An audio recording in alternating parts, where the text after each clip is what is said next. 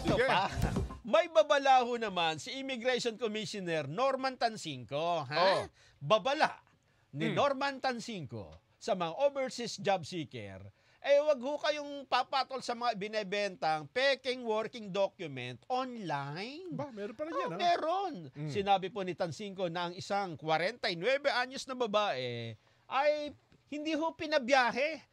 Ando na sa airport dyan. Nako. Babiyahe, pupunta ng United Arab Emirates. Pero nung matanong ng immigration officer, patingin ng mga papel mo, iha. Oh. Hindi, 49 ka na pala. Oh.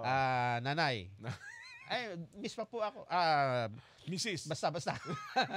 Patingin ng mga papeles mo. Oh. Asa ng working documents. Aba, nung ipakita ho ang kanyang overseas employment certificate, binili pala niya sa isang online peddler. Nako, At yun tanong lang. ng immigrant, magkano ang bili mo dito? Oo. Naku po, 7,200 lang po. Mahal, ha? Alam mo ba, na peke ito? Nako po, yun na. Paano ho magiging peke yan? Sabi nung original yan. Aba, hindi lang yon. Meron din daw isang insidente kung ang isang 25 anyos na babae, pupuntang Kuwait dyan. Oh. Pagdating doon sa immigration, sabi, iha, ito pwede na iha. Oh, 25 na lang no? Oh. Saan ka pupunta, iha? Sa Kuwait po, magtatrabaho ko. Yan. Pati nga naman ng overseas employment certificate. Nako. Ito pa,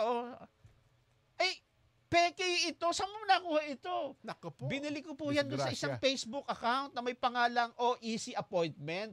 500 pesos po ang bayad ko dyan Nako. Nako, peke po ito. Hindi ho kayo pwedeng sumakay. Hindi kayo pwedeng umalis ng bansa. Hindi pa rin pwedeng pikein yan. Oo. Isinasama na rin ho ng BI ang sistema nito sa Department of Migrant Workers para madali hong ma-detect ang mga peking sertipiko. Ang daw hong pagtatangkang mailusot ang OEC, visa at iba pang dokumento sa immigration ay mabibigo dahil foolproof system po kami dito. Ha? Ayun. Hindi mo kami maloloko. Foolproof kami.